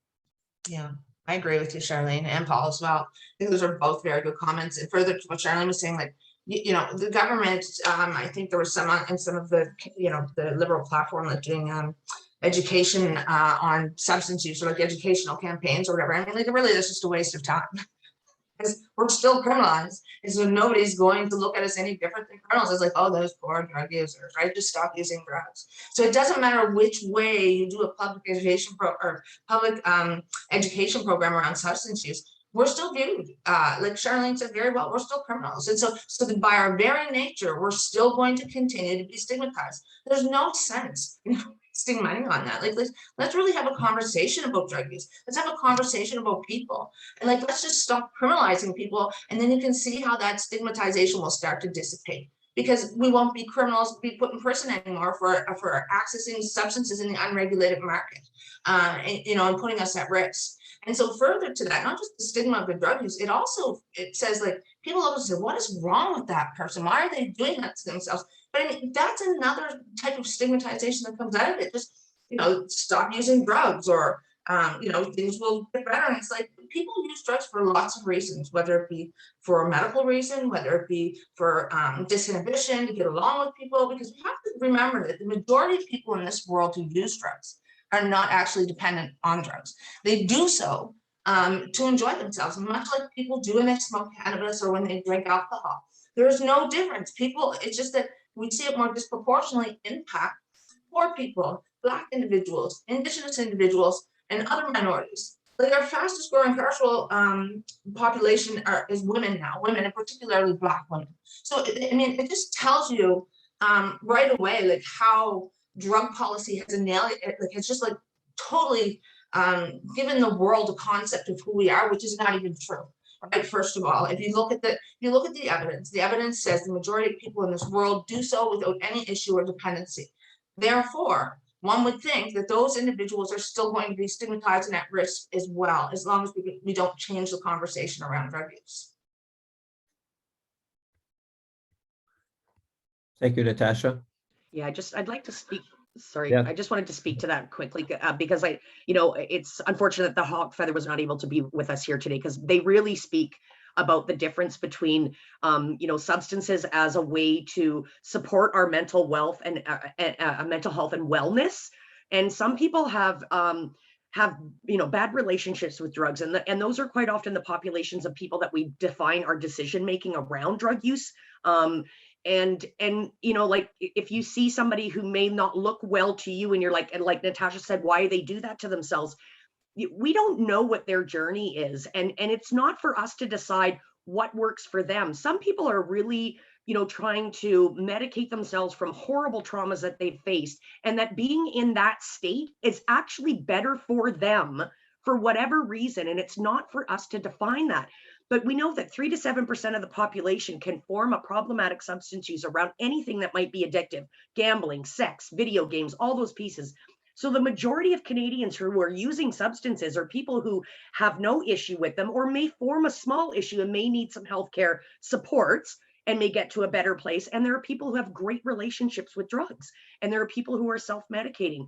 The mental health and addiction minister at the time, Judy Darcy, asked me at a conference, what works well in our system? And I said, well, not too damn much, because it is easier for me to navigate this criminalized system in a toxic supply, to medicate myself for the exorbitant amount of work that I do, all of the traumas that I continue to face. They talk about compassion fatigue. It's not compassion fatigue, it's battle fatigue. And so the systems don't support me in the way that I have come to know my substance use over the years that I've been using. And this is what works for me. And nobody has the right to tell me that I should not be able to do what works for me. You're very right, Charlene. Yeah, I clap my hands for that one. That's good. It takes away our autonomy. We have no decision making in the substances we want to use, or how we consume them. So this whole criminalized system actually takes away our individual autonomy. Yeah, the thing you hear a lot too is, you know what I mean? These people are a drain on our system, you know what I mean? But then you have a whole working crew of people that are in substances in order for them to continue to do the work. For people that are doing deliveries, truckers, people that go on like 12-hour trips, you know, these people on stimulants. You have people that are in the fisheries, and you go out and you do 48 hours of fishing out on the water. People use stimulants to stay up during that time. People that work on the oil rigs. You have people in all types of walks of life that are functional, and they're using substances in order to continue that work. Construction work, as Timothy just mentioned here. Yeah, so you know there has to be more normalizing of substance use and stop pointing at the problematic substance use, because there are people that do have problematic substance use, and instead of treating them, you know, through law enforcement, it should be a medical issue and not, you know, being enforced or incarcerated for their substance.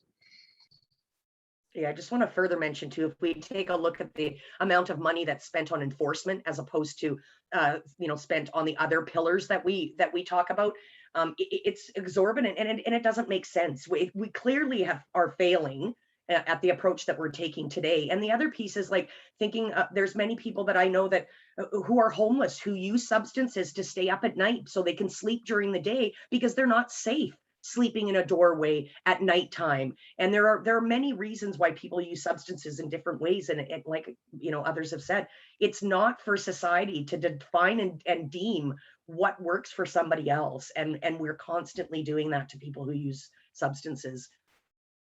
It's that punitive approach. If you do what I tell you to do, you're going to be better off. And if you do what I tell you to do in healthcare systems, I'm going to continue to help you. But if you relapse and continue to use, then you're on your own. How is that helpful? There's a couple of questions that circulate around what sort of a little lack of clarity about what this case actually is in terms of the plaintiffs. But they're friendly questions, supportive questions. One from Jordan Von Gore, who works with sexual minority men who use substances, specifically who engage in P&P.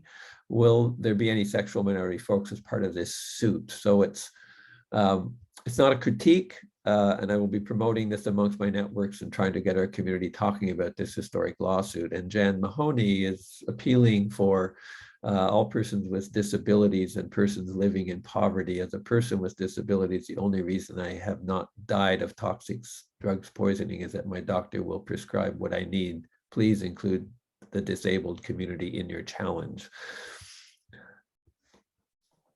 Well, I'll note on two folds.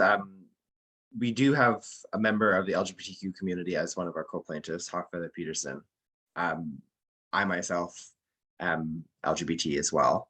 I'm the co-chair of the CBABC Sexual Orientation and Gender Identity Conference in my non-paying extracurricular pursuits. So, you know, the concerns for sexual minority men are something we're certainly alive to. It's referenced in the pleadings, the disproportionate and negative effects with respect to our Section 15 argument. It specifically references the LGBTQ2S+ community. And then again, also the community of folks with disabilities, mental and physical disability as a ground of discrimination is referenced in the Section 15 argument. I personally don't think that anyone of our co-plaintiffs has identified with a disability, aside from, I know it's controversial, but you know, some medical practitioners and some folks do think that drug use dependence is classified as a mental and physical disability. The case law has indicated such. So in that respect, the disability community is represented. And CAPUD is a vehicle in which, I think Natasha, correct me if I'm wrong, but there's 500 plus members, and you are in constant contact with various other regional affiliate and provincial affiliate groups, ranging, you know, in thousands in terms of members. So you have folks who have disabilities who are coming forward and informing the approach through that mechanism as well. I noted a question in the list, if any other folks can be added as a plaintiff. Legally, yes, that's not out of the question, but it's something I can't answer now without consulting with my clients. If someone is very, very interested in serving as a co-plaintiff, they can always reach out and we can have a further discussion. But I can't say definitively one way or another whether that's a possibility right now. And I think that probably addresses those 2 points, unless any of the other folks have other points to add. We're getting close. We have a few more minutes left for this portion of the event. And I'm just wondering if any of the panelists, if you have any closing remarks that you'd like to make before we move into the wrap up. I certainly would ask Deb if she would have any final words,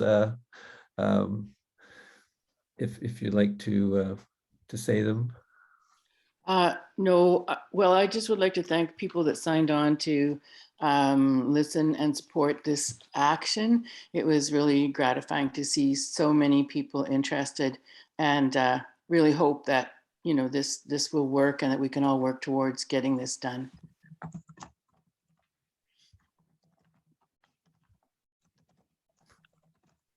I'd just like to close by saying just thank you to the participants and to my co-panelists. I think historically these conversations have been something that people never wanted to venture into. And so the fact that we're talking about this stuff publicly is really, I think, helpful, and it's educational. And I apologize for my little 2-pound vicious dog trying to make a statement as well.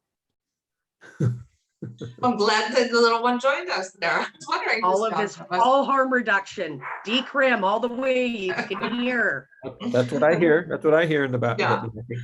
Yeah, so I guess likewise, I'm happy that we had such a good turnout today's Stimulus Connect. It's always great to see people really, enamored or wanting to join in and learn about this more. And we're going to need as much support as we can. And so I would encourage everybody to go to the website, as Donald mentioned earlier, and I think Dustin had to as well. And if you can financially support this, we're going up against the federal government. We have one small pool of funds, but we don't have any other funders other than our GoFundMe page. And so we understand, a case that's going to take on several years of going to court is going to be quite expensive. And so we will need as much support from Canadians as possible, or even people from all around the world that have been joined us today. If you are able to donate to that, even if $50 or $100, any amount is still an amount that we can tally into it. So please don't feel like you have to, meet a certain threshold within your donation. We can accept as little as $5. We would like to be a little more than $5, but we won't complain. I just want to thank my fellow co-plaintiffs that are here with us today, and Dustin as well, because, as I said earlier, this has taken a lot of energy and time and to get us here. And so I just want to thank them, and I look forward to moving this case forward with all of you.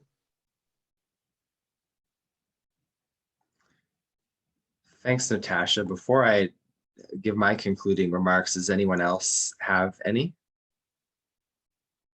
I would just thank everyone that's participated, everyone on the panel, and all the information that's flying around, and hopefully, this will mean a lot of change. People will talk to each other, network. Just hoping that this creates the buzz that we're hoping. Thank you, everyone.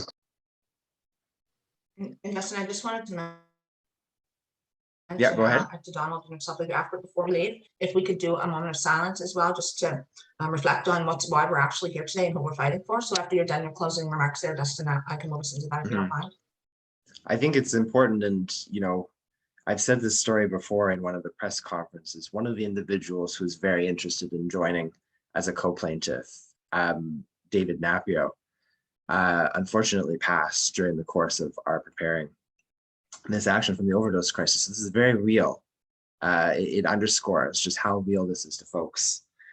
And for my concluding remarks, I just want to echo and thank everyone for joining, for their interest. And I put in the chat function my business email if folks want to reach out to me. There are a couple questions about can I join as an individual plaintiff. We could continue that discussion. further, if folks have any other questions, I can answer them, or I can direct them to other folks who can answer them. And then the point I want to underscore is that litigation is a useful pursuit in and of itself in terms of seeking the social change that is wanted, and vindicating the human rights of the individuals involved. But it's also important as a process through which dialogue is funneled and as a catalyst for dialogue about this issue. So I want to underscore my previous comments and really make a call out to folks to talk about this issue, to follow this story quite intently, to share news articles, to share tweeted posts, and speak about your opinion and your reasons why you support. I hope that everyone here is convinced after today and supports the motivations for this action and the remedies that are being sought. And if you do, it's just, putting that forward in the public dialogue, keeping people informed, keeping yourself informed about the action, because, I think we're on the precipice. We've seen several cities now, large cities, Montreal, Toronto, Victoria, Vancouver, all calling for decriminalization of simple possession.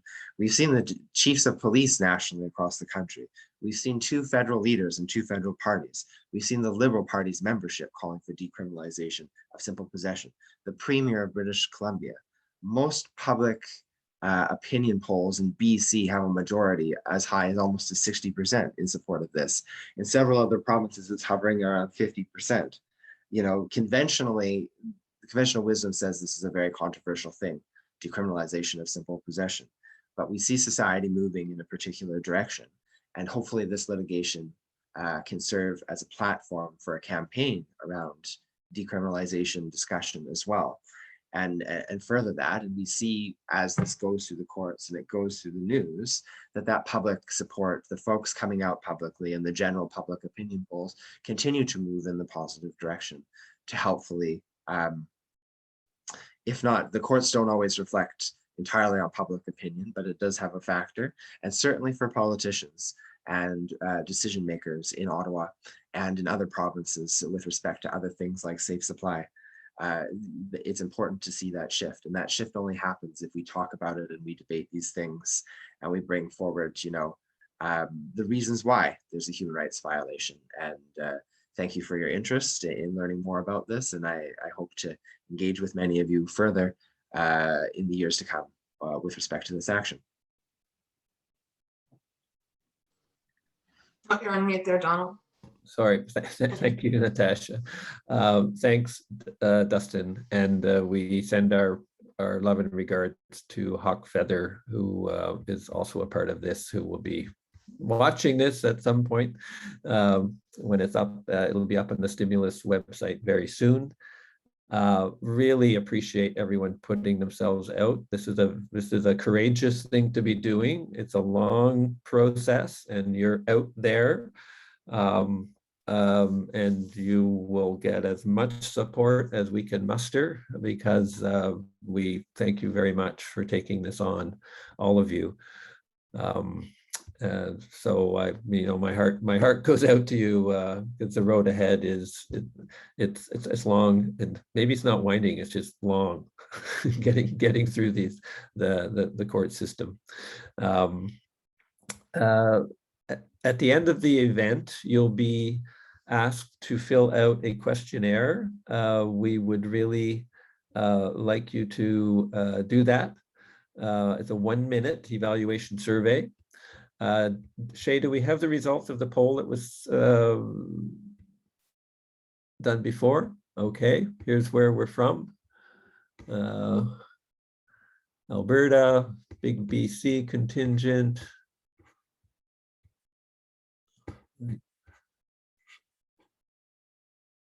And just sort of scroll through that and see who's here from where, what languages, how people identify themselves.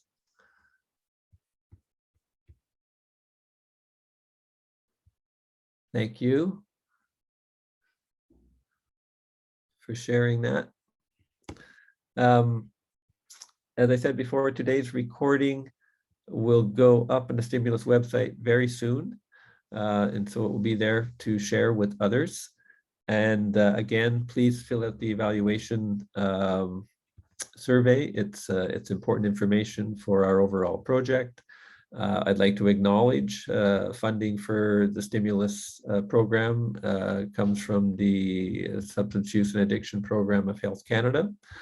And we've had many tough conversations about drug policy, and this one really gives us hope that we've opened up another flank on our efforts to bring about change in Canada.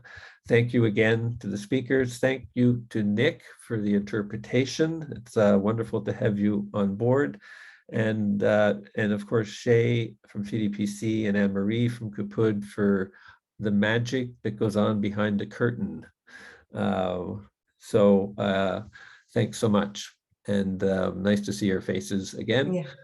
And I will pass it over to Natasha to lead a moment of silence in honor of those we have lost. Yeah, so thanks for that, Donald, and yeah, thanks for everybody for coming today. I think a big motivation for CAPUD to even begin this case and go down this road was because of all the lives that we've lost and the extreme harm that's been perpetrated onto our community. And so for those very reasons, we are here today, all of us putting our lives out there for, public to take on and maybe criticize or maybe not, and join us along in our fight. So knowing that, we know that 17 people a day die. I would imagine with 17 people a day die, maybe during this webinar, somebody's already passed to drug overdose death. And like that is just something that we should not be able to accept, nor should we accept it. I think we deserve more, and we should fight for more, and that's why we're here. So I want to just honor all of the lives that we've lost thus far, and in hopes that we can make a better future for tomorrow for other individuals, and they don't die in vain. So we could just reflect for a moment. And